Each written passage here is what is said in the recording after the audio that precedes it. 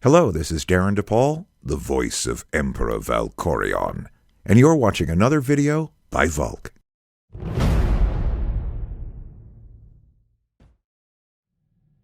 Greetings everyone, I'm Vulkk and this is my video guide for the Jedi Sentinel COMBAT Discipline for patch 5.0 in Star Wars The Old Republic. Some things have changed with the patch, and since I've spent most of my time working on the written version of the guide, I would like to show you some of the highlights and the most important things in the video version of the guide. For everything else, I would like to either refer you down to the comment section where we will be discussing details about opener, priority skills, and other things like that. Or preferably, I would like to invite you to visit the written form of the guide. It's really long, it's really detailed, and I've made a huge effort to include absolutely everything with long and detailed descriptions, as well as screenshots and a couple of extra videos to help you around. The biggest portion of this video that you are watching will be taken by the utilities section and the builds for the utilities, because here in the written guide, I've actually referred a couple of times to the video that you're watching, since I've decided not to spend too much time on utilities writing about them. I've actually given you 3 default combinations or builds for my favorite utilities and how I put them into good use. In this video, however, I will talk you through all of the utilities and I'll explain to you how I find them, where I use them, which situation are they good for, and where to not use utilities. The utility section is exactly the same for my both Sentinel Combat and Sentinel Watchman video guides, so if you're watching both of the videos, don't be alarmed. Now, let's scroll back up and jump into the single target ability priority and AoE ability priority. Then I will show you a quick kind of an opener for the spec. First, we've got precision, because everything in the combat section of the Sentinel, apparently Vulkk forgot to change to combat, but he can do that right now very quickly, can we?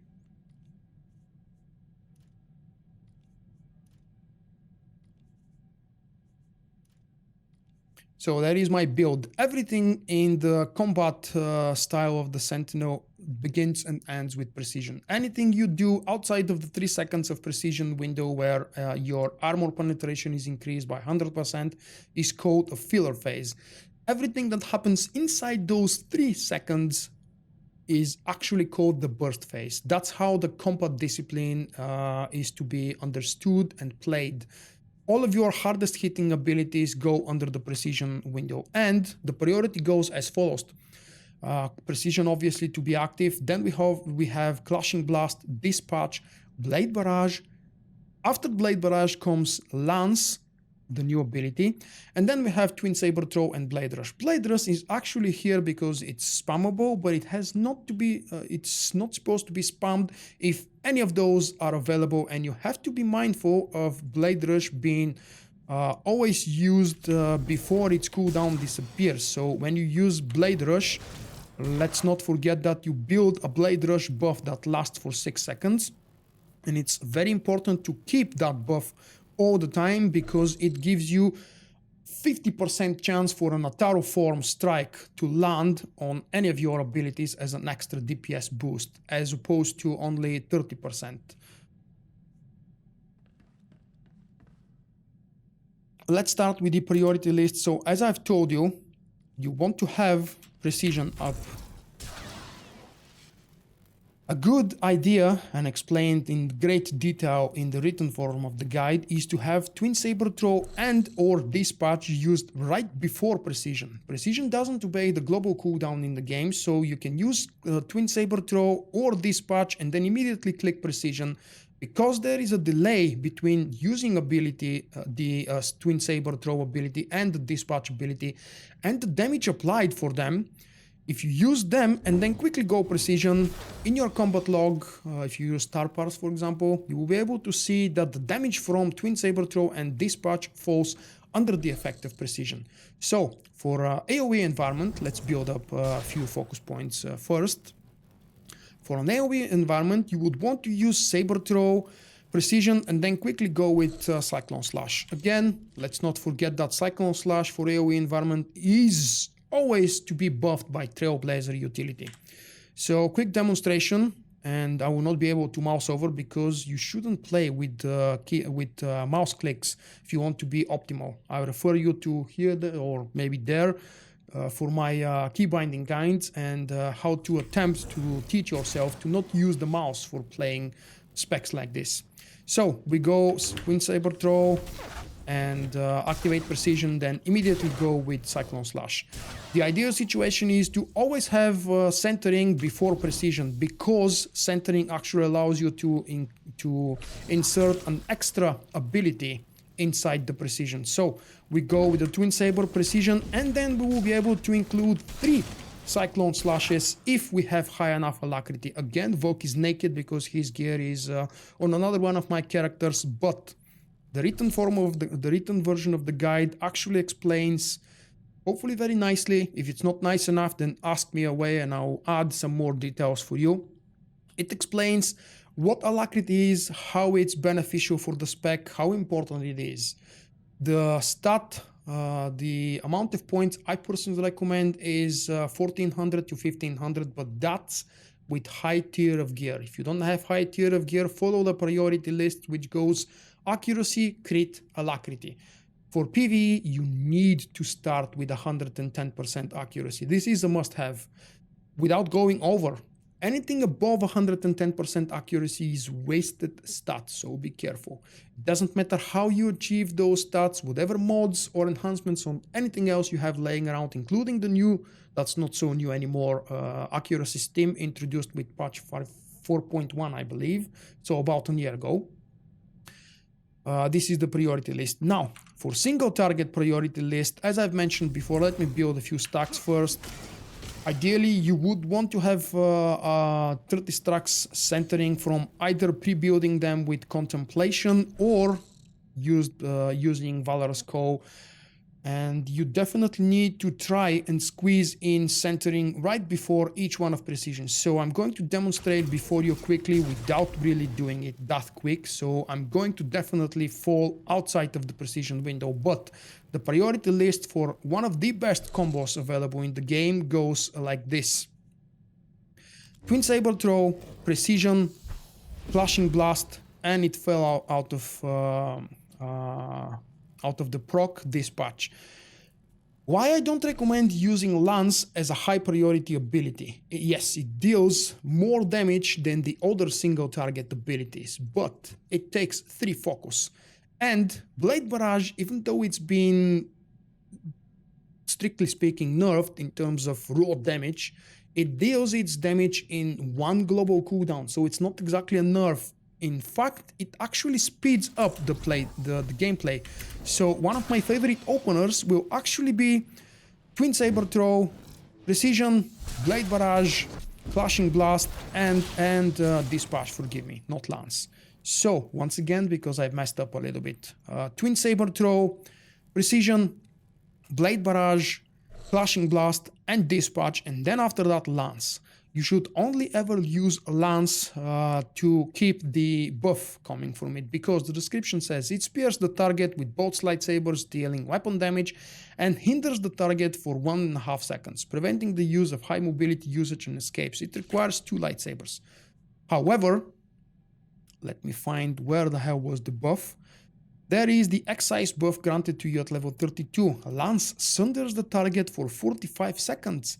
Sunder targets have their armor rating reduced by 20 seconds. That's why you want to use Lance not on cooldown, but only to keep the excise buff. And actually, it's really easy to see that the target has been sundered by the sundered physical debuff icon on their bar. That's how you know when you have to reapply Lance. In those very rare situations where you might have too many focus points, you could and you want to include Lance inside the precision window, depending on what other abilities you have active. Again, I would refer you back to the priority list. That's why I love combat. There is absolutely no kind of a rotation, at least not when you're playing in the open world in PvP or PvE. There might be some kind of a relatively strict rotation of burst phase and filler phase for bashing the dummy. But you know that for years I've been trying to tell you guys that learning how to bash the dummy doesn't actually teach you how to play the class in real boss encounters or in the real gameplay situations. Referring you back to the single target priority list, that's why we have Lance after Blade Barrage, because Blade Barrage is free, and because sometimes actually Blade Barrage may yield better results than Lance because it hits multiple times, giving you a better chance to proc a Terraform even if you don't have Blade Rush active, which you should have active. With that said, I think it's hopefully enough. Well, if it's not, ask away any questions. And the next part of the video is, as I've mentioned, the exact same utility description and discussion that I've shown you in my Sentinel Watchman guide. Coming back into the game, and I would like to talk about now the utilities. We've got 4 tiers of utilities now: Skillful, Masterful, Heroic, and Legendary. Skillful is free for everybody since level, I forgot what level was that, never mind. Masterful requires you to have, let me reset that because the utilities you see here are just experimental. Masterful requires you to have at least 2 points spent, which is spend 2 points to unlock Masterful. Then you need to spend 4 points in total, not 2 plus 2, but 4 in total to unlock Heroic. And you need to spend 6 points in total to unlock Legendary. Let's talk about the utilities themselves. As I've told you, I believe, earlier in the video, maybe if I haven't, I'll tell you now, the utilities and the combination of utilities don't heavily depend on whether you're playing Watchman or Combat or even Concentration. I don't have a guide for Concentration because I play it very rarely, and I don't dare say that I'm proficient enough and familiar enough with that spec to be able to advise you on how to build and play it. So, the combination of utilities depend on what encounter you're facing, whether it's PvP or PvE, boss, solo, or something else. That's how you should structure and build your utilities. They shouldn't be dependent on what spec you're choosing. Jedi Enforcer increases the damage dealt by Rebuke by 15% and increases its duration by 4%. One of the must-have utilities, very nice in combination with Jedi Crusader. Adamant, you generate 4 focus when stunned, immobilized, put to sleep, or knocked around. Additionally, the cooldown of Resolute is reduced by 30 seconds. Extremely useful for PvP environments because you want to build free focus, and Resolute is a must-have on a short cooldown, as short as possible for PvP. Since you are a melee DPS character, you spend about 90% of your time being stunned, slowed, rooted, or any kind of CC'd. Trailblazer, extremely useful and the best utility for AoE purposes. Cyclone Slash deals 25% more damage. Now, Watchman doesn't exactly primarily benefit from Cyclone Slash because to spread your dots, thanks to the Burning Sweep passive buff, you need to use Force Sweep. But you can't really use Force Sweep all the time since it does have a default cooldown of 6 seconds. And this means that you're free to use Cyclone Slash while your targets are burning around you.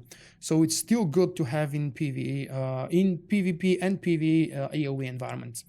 Jedi Crusader, while Rebuke is active, it generates 1 focus whenever you are attacked. This effect can happen only once every 2 seconds. One more time, Rebuke has a very short cooldown of 1 minute, and you can actually lower it by another utility later on that I will tell you in a moment. So I usually tend to have Jedi Enforcer and Jedi Crusader in pretty much all of my builds. The next one is Stoic. Increases your damage reduction by 2% and you build 2 centering from attacks coming to you. This centering building effect can happen only once every global cooldown, which is 1.5 seconds. Very useful utility, but for that to be useful, you actually need to be taking damage. So it's good for PvP, but it's only situational for PvE. If you stand behind the target in a boss fight, or if you're clever enough not to take any damage, Stoic may actually prove to be useless to you. Debilitation. Blade Barrage immobilize the target for 3 seconds. Kind of useful in PvP, completely useless in PvE. Jumping down to the Masterful tier, we start with Incisor, Force Leap, Force Melt, Clashing Blast, and Zyliss Leap. Snare the target, reducing its movement speed by 50% for 6 seconds. That's incredibly useful for PvP because the more of your abilities apply a slow, snare, or any kind of CC, the better. Watchguard reduces the cooldown of Pacify by 15 seconds and increases its range by 6 meters. In addition, the cooldown of Force Kick is reduced by 2 seconds and Rebuke can be used while stunned. Very useful utility for PvP only. I personally don't see much of a use for that in PvE, except for when maybe bashing the dummy and you combine it with Zealous Judgment. I'll talk about it later on. Moving on to Force Fade, increases your movement speed by 15% and the movement speed bonus of Force Camouflage by 20%. Additionally, it increases the duration of Force Camouflage by 2 seconds. Really useful for many PvP and PvE environments. It's important utility to have in most of your builds. Defensive Row reduces damage taken from area effect by 30% and increasing tournament elemental damage reduction by 3%. If you plan to take damage, this is a must-have utility. It's present in most of my builds since no matter how good player you or I believe we are, we do take damage, and in PvP it's pretty much the most important utility to start with. There are other places to spend your points, by the way, if you want to increase DPS. So you can sacrifice that 1 point in Defensive Row and put it someplace else. Pulse reduces the cooldown of Force Stasis by 15 seconds. Not among my favorite utilities. Ardor. Transcendence no longer requires or consumes centering, but it will go on cooldown for half a minute when activated. Since for the Jedi Sentinel, both Watchman and Combat, it's mostly important to use Zen. Having the 30 stacks of centering available for Transcendence is almost never a good idea. So having Ardor in any kind of environment, single player, PvE or PvP, it's always good to have Transcendence for that extra speed buff. It's actually very, very important for some specific boss encounters. Jumping down to the heroic section. Fleet-footed. When Transcendence is applied or refreshed, it purges movement impairing effects. Additionally, the movement speed bonus of Transcendence is increased by 30%. Well, it can go in a very nice combination with Ardor, since if you plan to use Transcendence on a specific timer or on cooldown, depending on what you might be doing, it's good to combine it with another utility that further boosts Transcendence. Still, it's considered to be situational. Raining Reach increases the range of Leg Slash to 10 meters, and additionally Leg Slash now consumes 2 less focus, which actually makes it extremely useful and nearly free to use. And immobilizes the target for 3 seconds. This immobilizing effect cannot be applied to the same target more than once every 10 seconds. Only useful for PvP, but very good there. And I've already touched a little bit the idea behind Contemplation. Reduce the cooldown of all by 15 seconds. It's an AoE stun, only useful in PvP. The second part is interesting though. In addition, you build up to 30 centering over the course of using Introspection. The effect can happen only once every 30 seconds. So every 30 seconds you meditate down and you can build up your 30 stacks of centering for free. This is good if you know what comes ahead and if you want to be prepared. It's a very, very situational utility for PvE. And rather interesting and useful for some cases in PvP, depending on what you're doing, whether you're solo queuing for war zones. If you are roaming the open world, it's probably one of the best utility points to spend. Excuse me.